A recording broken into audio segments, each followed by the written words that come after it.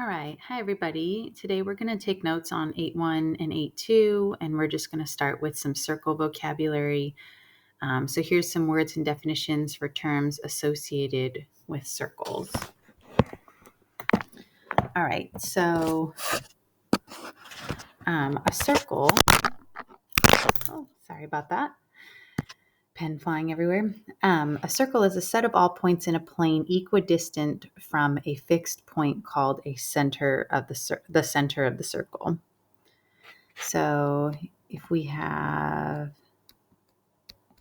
circle C, so whatever that center point is labeled as, that's what we're going to call our circle. So this is circle C. And this is the way that you could write circle C. So you could just draw a little circle with a dot in the middle and then with a C next to it, and that could be representing circle C. Now concentric circles. Are a set of different circles that share the same center. So let's say that we have our center C and then we have this small circle around it. Well, a concentric circle would have that same center. So all of these circles are going to be concentric circles because they all have that same center of C. Okay. A chord. So a chord is a line segment whose endpoints lie on a circle. So let's say once again we have our center C and we have our circle. So a chord would be like if you have a point on one side of the circle and a point on the other side of the circle with a line segment connecting them. So let's say this side is A and this side is B. So then AB would be considered a chord.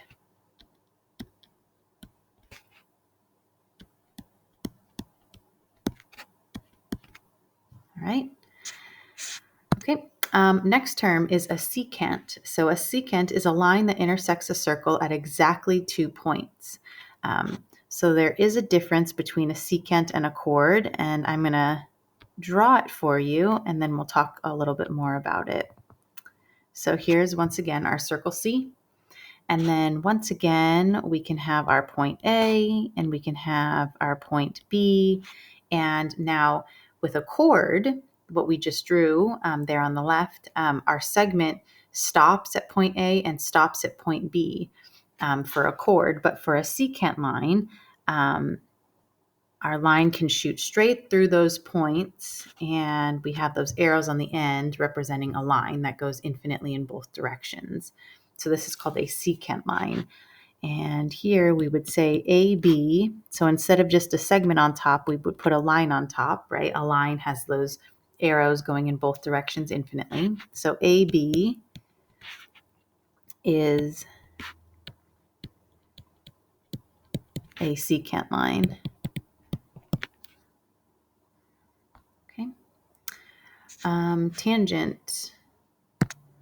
So tangent is a line that intersects a circle at exactly 1 point. So once again, let's draw our circle C. Okay, and I'm going to put just a point out here, and I'm going to label that point X. Okay, now I am going to draw a line that is going to touch our circle in exactly 1 point. Now visually it might look like it's touching at more points or over a period of points, but it's actually just touching at that 1 point X there. Okay, so that would be our tangent line. Next one, we have a diameter. You guys have all heard of a diameter before. So this is a chord. Remember, a chord means that you have 2 endpoints that stop at the edges of the circle. So it's a chord that passes through the center of the circle. So once again, let's say you have circle C, and then you have, let's say, P over here, and then you have Q over here. And if P and Q connect as a chord and go straight through the center, then that can be called the diameter. And all diameters of the same circle are congruent. So let's just write that out. So all diameters of the same circle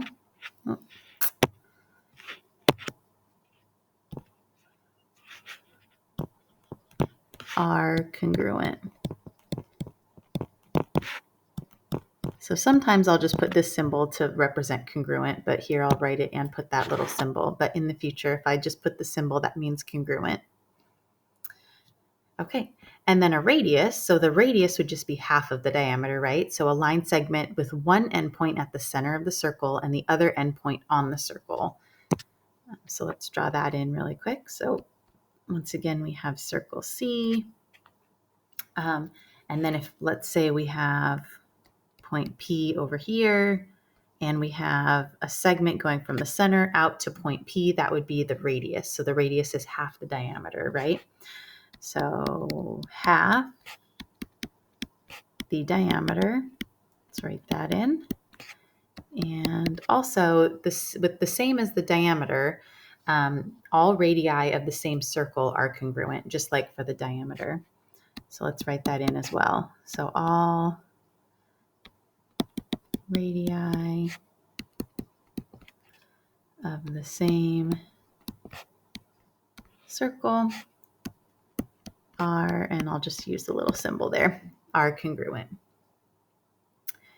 Okay, arc.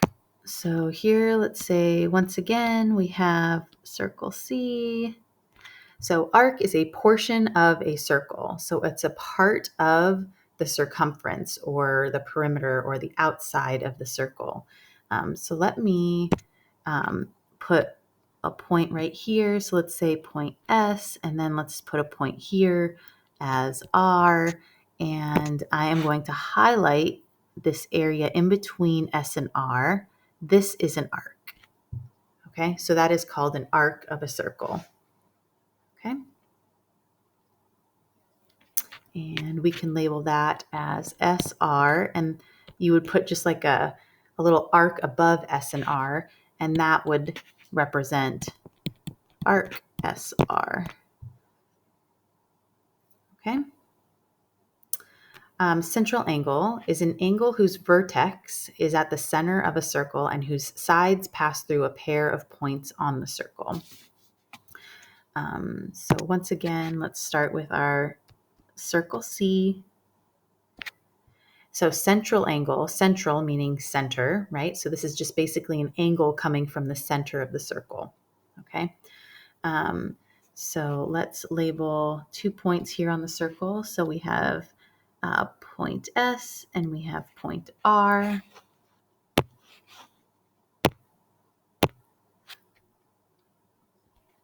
Okay, and if we create an angle coming from the center connecting to S and R, I'm going to label that theta. So you could either say angle theta, or you could say angle SCR, or you could say angle RCS. It doesn't really matter. All three labels would work. So I actually don't even need theta there. So I'm just going to take it away since we have all three letters of the 3 points of our angle here. So we have angle SCR is a central angle. Okay, and once again, if you say SCR, you could also say RCS. Okay, now an inscribed angle is an angle formed when two secant lines or a secant and a tangent line intersect at a point on a circle.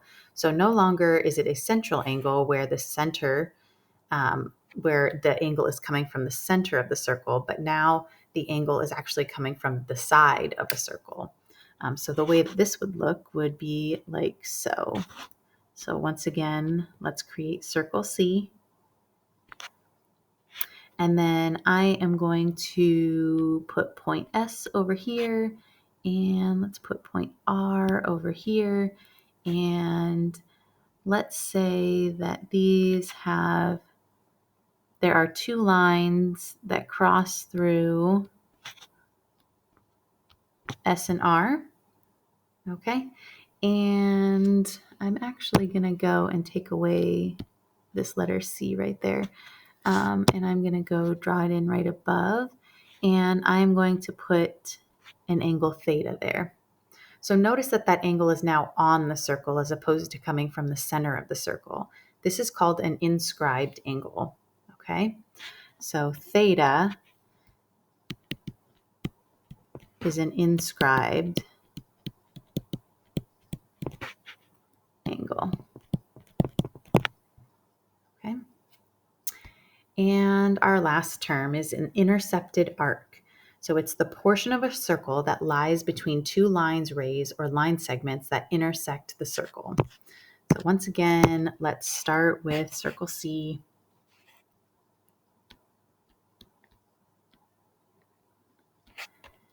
Okay, and we are going to basically redraw what we just drew in our last picture. So we have point S and point R, and once again, I put C on the bottom there, so I want to put it up top so it's not affecting our angle. Oops.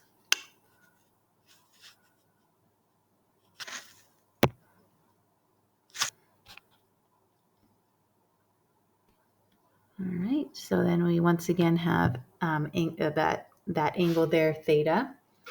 And so this is an intercepted arc is the portion of a circle that lies between those two lines that intersects the circle. And so this represents the arc on the circle right here. So this purple area that I am highlighting here. So this would be the intercepted arc. Okay.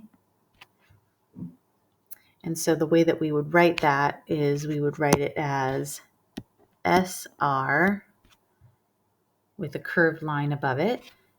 So that would represent the intercepted arc.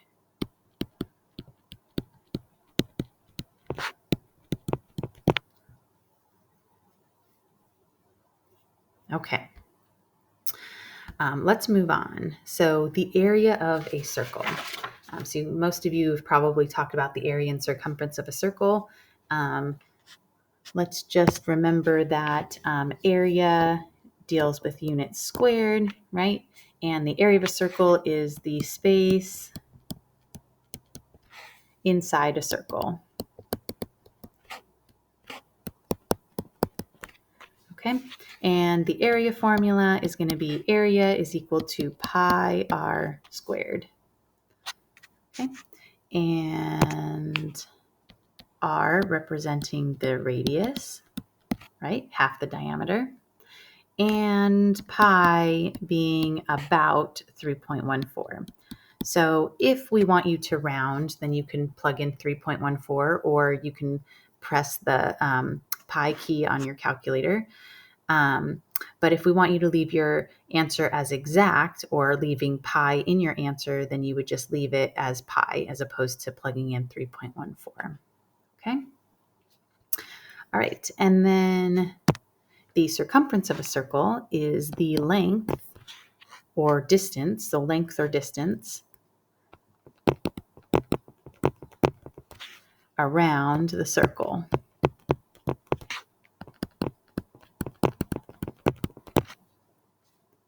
Okay, so this is also known as a perimeter, right?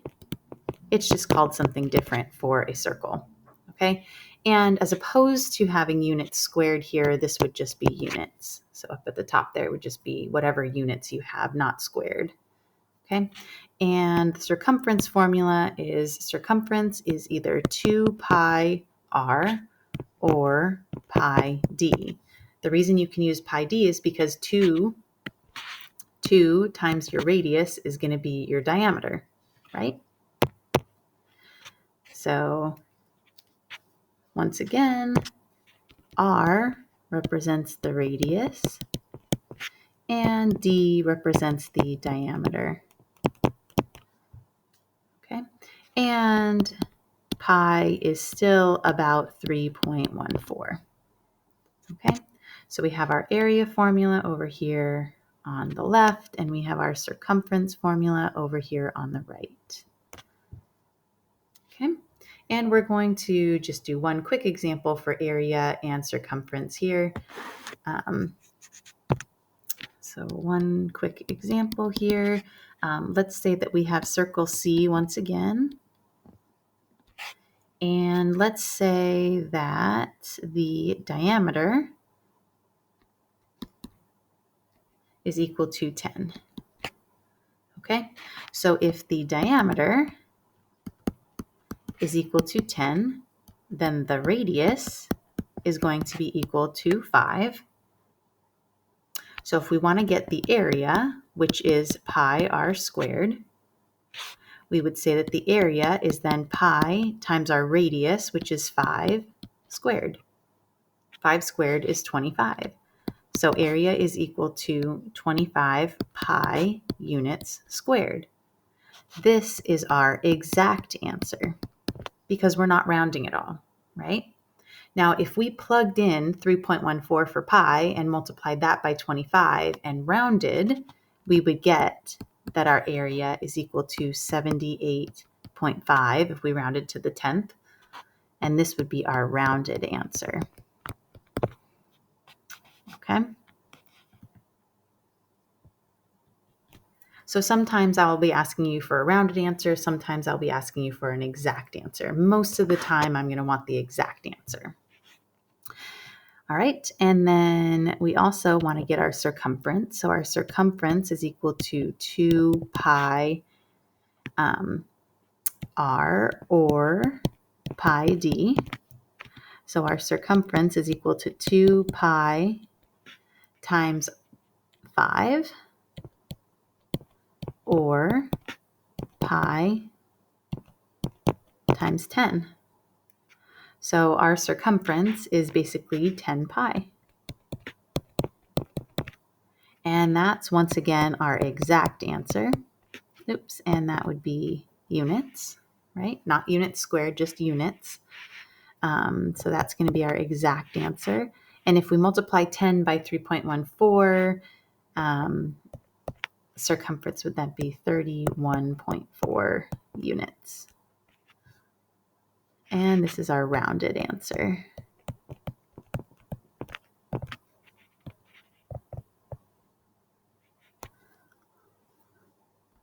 All right. So area and circumference of a circle. Now we're going to move on to something slightly different.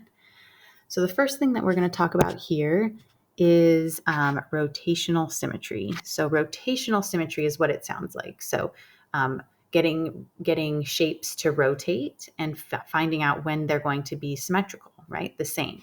So an object is rotated around a center point a certain number of degrees until the object looks exactly the same. Okay.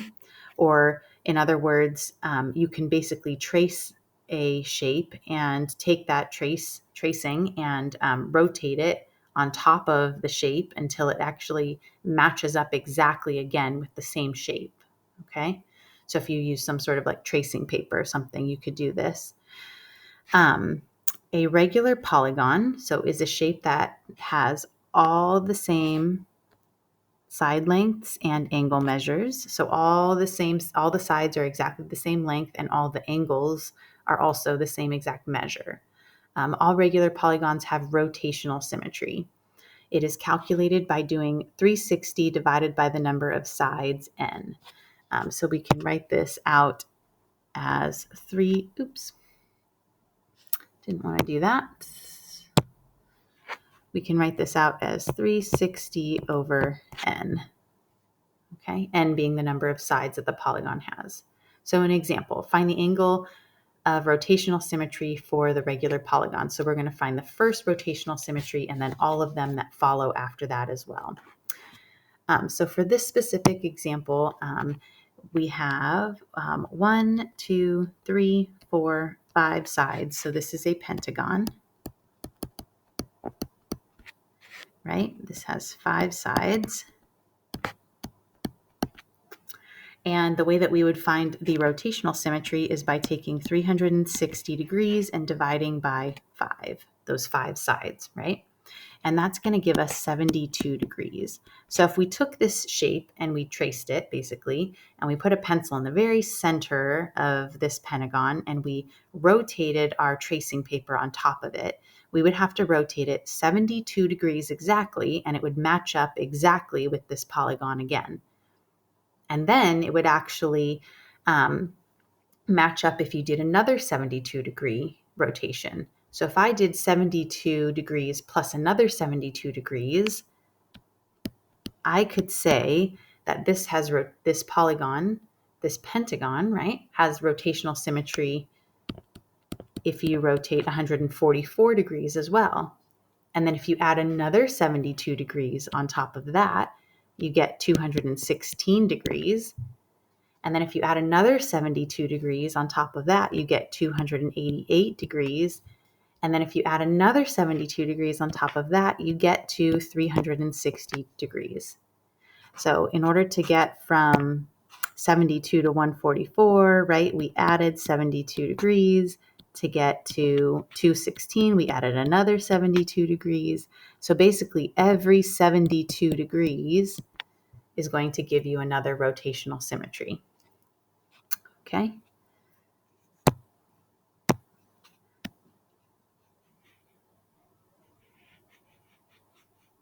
You don't actually have to put 360 degrees because every shape is going to have 360 degree rotational symmetry.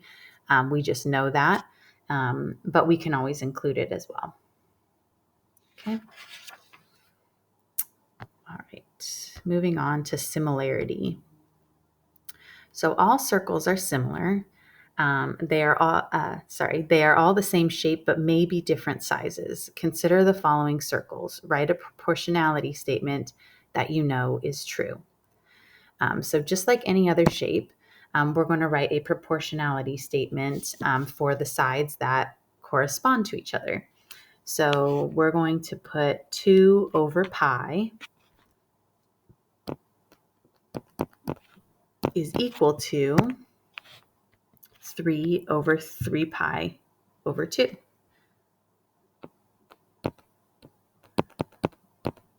Now, we don't like fractions within fractions. So what we need to do is we need to get rid of that fraction in the denominator, that 3 pi over 2 on the right-hand side. So what we want to do to get rid of that is we want to multiply by the reciprocal of that fraction, so the flip of that fraction. So I am going to multiply by 2 over 3 pi in the denominator as well as in the numerator. Okay, now in the denominator, the 2's cancel and the 3 pi's cancel. And in the top, so let's write the left-hand side once again. So we have 2 pi is equal to, now on the right-hand side, we have 3 times 2, so that gives us 6 in the numerator. And then basically 3 pi in the denominator, because on the bottom of 3 would be 1, right?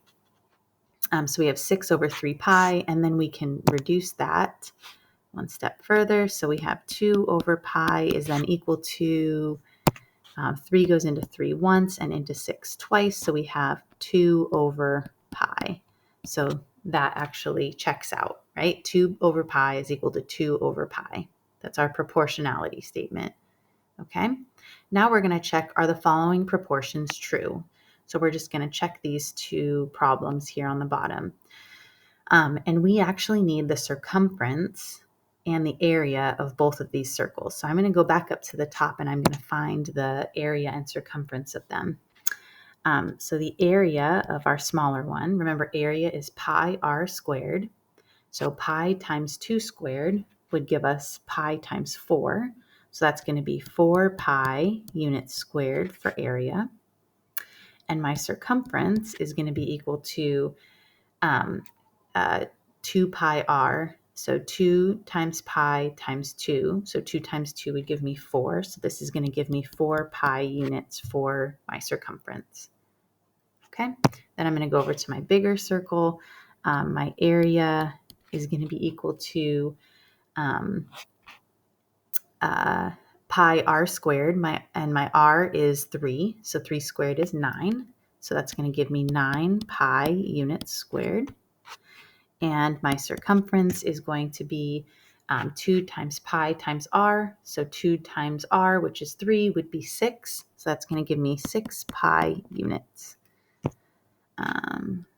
So I'm going to bubble these so we don't get them mixed up with other answers, especially over here on the right-hand side. All right. So there's my area and circumference. That's going to help me create my proportions down below. So our first one down here, it says circumference of circle A over diameter of circle A. So circumference of circle A is 4 pi over the diameter of circle A. So the radius is 2, so then the diameter would be 4, is equal to the circumference of circle B. The circumference of B is going to be 6 pi over the diameter of B. Well, the radius of B is 3, so the diameter would then be 6. And if we take this one step further and we simplify, 4 goes into 4 once, 6 goes into 6 once, and 6 once. So this is just going to end up being pi over 1, or just pi, is equal to pi over 1, or once again, just pi. So that checks out. Okay, so that works. Now going down here for number 2, get another color here. So the area of circle B, so we have, zoom out so we can see circle A and circle B here still. So the area of circle B is going to be 9 pi over the area of circle A, which is 4 pi, is equal to the circumference of circle B, which is 6 pi, over the circumference of circle A, which is 4 pi. Now, if we take these and we simplify them, 9 pi over 4 pi, well, the pi's can cancel on the top and the bottom, so this just reduces to 9 over 4. And then on the right-hand side, we have 6 pi over 4 pi.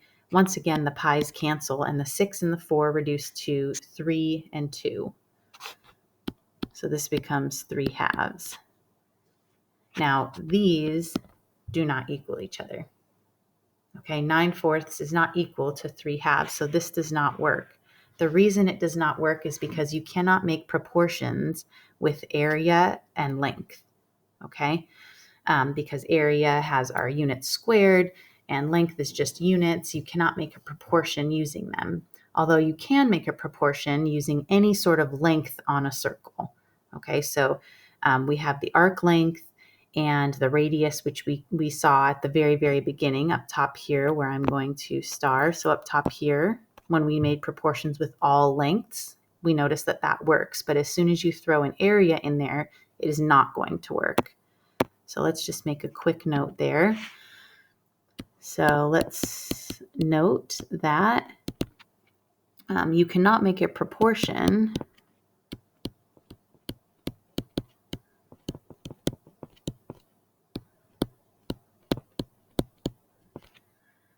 using a length and area. Oops. Using a length and area. So you have to use all area or all lengths. Okay. All right, down below here, it says for each set of similar figures, complete the proportionality statements. So the proportions are pretty much done for you. There's just one missing piece, so we just need to figure out what that missing piece is. So we have AB over PQ. So we have AB over PQ. So I'm going to highlight those both in purple. And I'll use blue for the next one, is equal to AE over what? So which part of the shape on the right is going to correspond to AE? Well, that's going to be PT, right? This part PT. So that's what we would write here. So that's what would go in this little area that has the question mark. So that would be PT. All right. Number 2, let's use some different colors here. So let's use pink for this one. So CD and DE. So CD is on the bottom here, and DE So notice the proportion is using the proportion or the ratio on the left is using just one of the shapes now. So CD over DE is equal to, I'm going to use green on this right-hand side one, something over ST. Okay, so we started with CD, and so we are missing RS here, right? So RS would correspond to that CD portion, right? So what would go in there would be RS. So you just want to see what part of the shape is going to correspond correctly, right? On the bottom here, our last problem, we have these don't look like they actually got written correctly. So this is actually arc RS. So these little arcs should be going over RS and AB, and then RS and AB here. So those should be arcs. Okay. All right, so we have arc RS. So we have arc RS right here over RY. Okay, so arc RS over RY is equal to, I'm just going to continue with this yellow. So arc AB, and then RY in the other circle is going to correspond to AX, correct? All right, so that would be AX here. All right, and the next one, RS. So the next one is going to be, I'm actually going to erase what I just did just so it's not overlapping and getting confusing. So I'm going to use another color. I'm going to use the purple. So once again, we have arc RS over arc AB. Okay, so those arcs correspond to each other. And then it says something over XB. So what corresponds to then XB? Well, that would be YS, right? So that's what would go in here. Okay. And the last one says circumference of circle Y over the circumference of circle X is equal to, now this is all blank. So if it's blank, then basically we can write any length ratio here. Okay, so we could do any length ratio. It just cannot be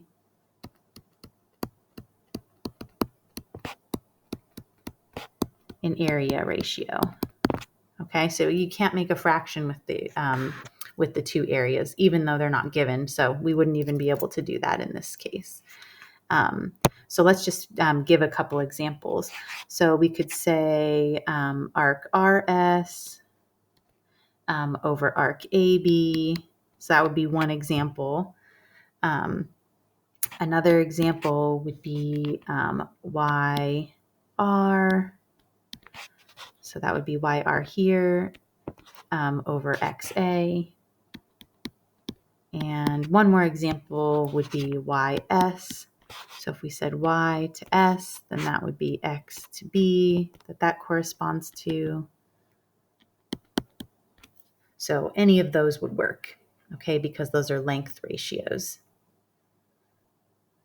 All right, now it's time for you to practice with the assignment.